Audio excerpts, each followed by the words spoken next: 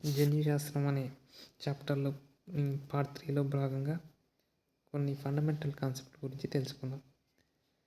అయితే మొట్టమొదటగా ఫెనోటైప్ అనగా దృశ్య రూపం అంటే ఏంటిది? దృశ్య రూపం అంటే ఒక జీవిలో మనకు కళ్ళకు కనిపించే బాహ్య లక్షణాలను దృశ్య రూపం అని అనడం జరుగుతుంది. ఉదాహరణకు మొక్క పొడవుగా ఉండడం లేదా పొట్టిగా ఉండడం, పువ్వు యొక్క రంగు, మనుషుల్లో కంటి రంగు, ఇదా తెలుసుకోవడం, బయటికి కనిపించేదే దృశ్య రూపం అని పేర్కొనడం జరుగుతుంది. ఇక రెండవది జెనోటైప్ అనగా జన్యు రూపం. ఒక జీవిలోని జన్యువుల నిర్మాణాన్ని జన్యు రూపం అంటారు. ఉదాహరణకు ఇప్పుడు టీటీ పెద్ద టీటీ పొడవైన మొక్కలను క్యాపిటల్ టీటీతో సూచిస్తాం. పొడవైన మొక్క టీ స్మాల్ టీ ఏర్పడితే పొడవైన మొక్క ఏర్పడుతుంది. 2 స్మాల్ టీలు ఏర్పడితే పొట్టి మొక్క ఏర్పడుతుంది. ఈ capital TT, capital T, small TT ఇవన్నీ కూడా జన్యు రూపాలు.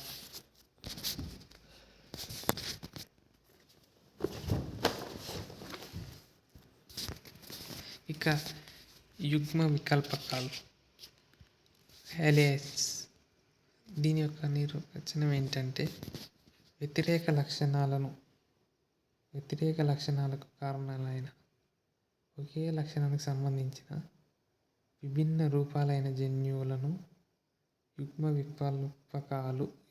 వికల్పకాలు అని అనడం జరుగుతుంది.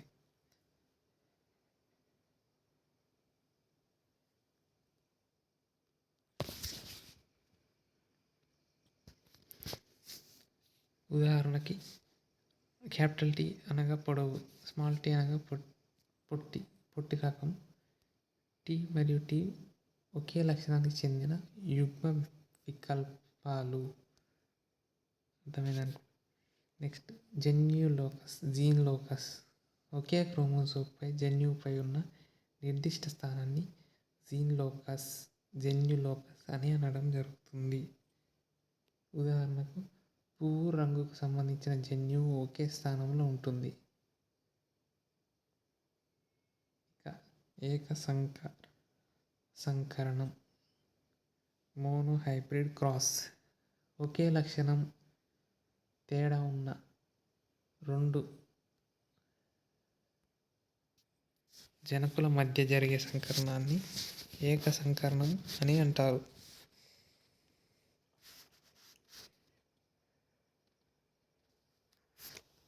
ఉదాహరణకి TT, capital T and small T. ఇప్పుడు క్యాపిటల్ టీ F1 తరంకు అన్ని పొడవైన మొక్కలే ఉండడం జరుగుతుంది. అది ఎలాగంటే TT and TT capital T small T ఇలా F1 తరం అంటే ఫస్ట్ ఫిలియల్ అని అంటారు. F1 తరం, ఆ తరంలో మొత్తం అన్ని పొడవైన మొక్కలే ఉంటాయి. అదే F2 తరానికి పోతే దాని యొక్క దృశ్యరూప నిష్పత్తి 3 పొడవు 1 పొట్టి మొక్క ఏర్పడుతుంది. అదే జన్యురూప నిష్పత్తిలో 1 సంకరణం చెందిన తర్వాత 1 క్యాపిటల్ టీటీ ఏర్పడుతుంది, 2 టీ అండ్ స్మాల్ టీ ఏర్పడుతుంది, ఇంకొకటి 2 స్మాల్ టీలు ఏర్పడడం జరుగుతుంది. ఇక బహిర్గత సూత్రం 2 విభిన్న యుగ్మ వికల్పాలు కలిసినప్పుడు వాటిలో ఒకటి మాత్రమే బయటకు వ్యక్తమవుతుంది. ఉదాహరణకి క్యాపిటల్ టీ అనగా పొడవు, ఇది ఒక బహిర్గత లక్షణం. స్మాల్ టీ అనగా పొట్టితనం, ఇది ఒక అంతర్గత లక్షణం. టీ అయినా మొక్క పొడవుగానే ఉంటుంది.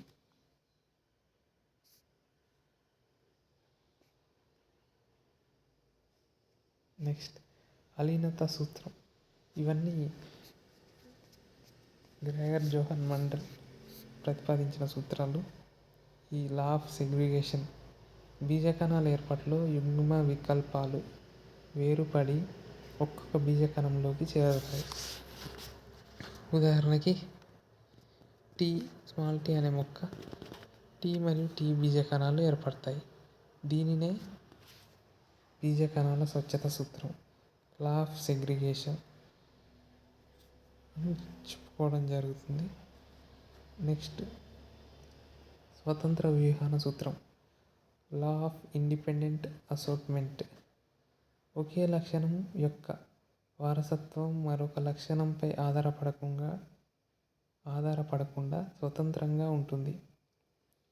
ఉదాహరణకు విత్తన ఆకారం గుండ్రంగా ఉండడం లేదా ముడతపడి ఉండడం, విత్తనం రంగు పసుపు లేదా ఆకుపచ్చ రంగులో ఉండడం ఒక లక్షణం మరొక దానిపై ప్రభావం చూపదు. ఇక ద్విసంకరణ నిర్వచనం, ఇది సేమ్ ఏకసంకరణ మోనోహైబ్రిడ్ క్రాస్ లాగానే డైహైబ్రిడ్ క్రాస్ దాని లెక్కనే ఉంటుంది. కానీ దీన్ని అలా చేసుకుంటూ పోతే చాలా పెద్దగా వస్తుంది. కాబట్టి దీని యొక్క దృశ్యరూప నిష్పత్తి 9:3:3:1 నిష్పత్తిలో ఏర్పడడం జరుగుతుంది. అలాగే జన్యురూప నిష్పత్తి 1:2:4:1:2:1:2:1 నిష్పత్తిలో ఏర్పడుతుంది. ఇక బ్యాక్ క్రాస్ పచ్చ సంకరణ అనగా F1 తరం మొక్కను జనక మొక్కల్లో ఏదో ఒక దానితో సంకరణం చేయడాన్ని పచ్చ సంకరణం అంటారు.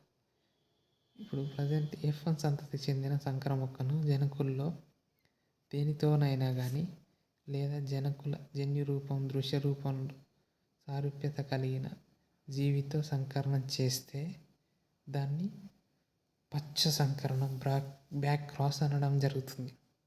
ఈ పచ్చ సంకరణం యొక్క జన్యురూప నిష్పత్తి 1:1 నిష్పత్తిలో ఉంటుంది. దృశ్య నిష్పత్తి 1:0 నిష్పత్తిలో ఉంటుంది. నెక్స్ట్ టెస్ట్ క్రాస్ పరీక్ష సంకరణం. ఈ నిర్వచనం F1 సంకర మొక్కను అంతర్గత లక్షణాలు కలిగిన జనకంతో సంకరణం చేయడం జరుపుతారు. జీవి సమయుగ్మజమా లేదా విషమయుగ్మజం తెలుసుకోవడానికి ఈ టెస్ట్ క్రాస్ అనే మెథడ్ను యూజ్ చేయడం జరుగుతుంది. ఈ ఏకసంకరణ దృశ్యరూప నిష్పత్తి 1:1 నిష్పత్తిలో, ద్విసంకరణ దృశ్యరూప నిష్పత్తి 1:1:1:1 నిష్పత్తిలో ఉంటుంది. Next epistasis. ఒక జన్యువు మరొక జన్యువు ప్రభావాన్ని అణచివేయడాన్ని ఎపిస్టాసిస్ అంటారు. ఒక యుగ్మజంలో ఎన్నుకున్న లక్షణం యొక్క బహిర్గత యుగ్మ వికల్పం అంతర్గత యుగ్మ వికల్పాన్ని అణచివేయును. ఉదాహరణకు కుక్కలలో రోమాల రంగు. నెక్స్ట్ యూజెనిక్స్ జన్యుశాస్త్ర పరిజ్ఞాన మానవాళి అభివృద్ధి అవ్వడం. మానవ జాతికి అభివృద్ధికి జన్యుశాస్త్రాన్ని ఉపయోగించడాన్ని యూజెనిక్స్ అంటారు. అనగా మనకు వచ్చే జన్యు వ్యాధులు నివారించడం కోసం ఈ యూజెనిక్స్ మెథడ్ను యూజ్ చేయడం జరుగుతుంది.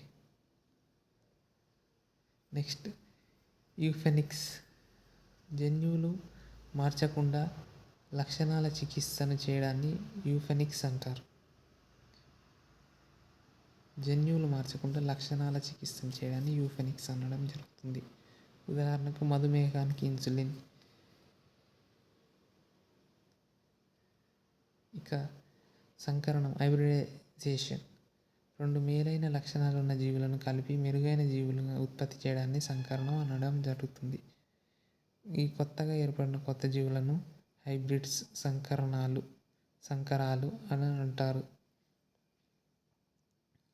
సంకరతేజం అంటే సంకరాలు జనకుల కంటే మెరుగ్గా ఉండడాన్ని సంకరతేజం, హైబ్రిడ్ విగోర్ ఆర్ హెటెరోసిస్ అని అనడం జరుగుతుంది. సంకరతేజం అనే పదాన్ని ప్రతిపాదించిన వ్యక్తి హెచ్జిషెల్ మొదటగా ప్రజాతుల సంకరణం ట్రిటికేల్ అనే కొత్త మొక్కను ఉత్పత్తి చేసినది గోర్బచెంకో. ఇతను గోధుమ ప్లస్ రై చేసి ట్రిటికేల్ అనే కొత్త మొక్కను ఉత్పత్తి చేసిండు. నెక్స్ట్ క్యాబేజీ మరియు ముల్లంగిని కలిపి మానవుడు తయారు చేసిన ప్రజాతుల సంకరణానికి మరొక ఉదాహరణ. ఇక ఏకస్థితిక మొక్కల ఏర్పాటులో ఉపయోగించే రసాయనం కాల్చిసిన్. ఇది కాల్చికం అటమ్నేల్ అనే మొక్క కందం నుంచి లభించును.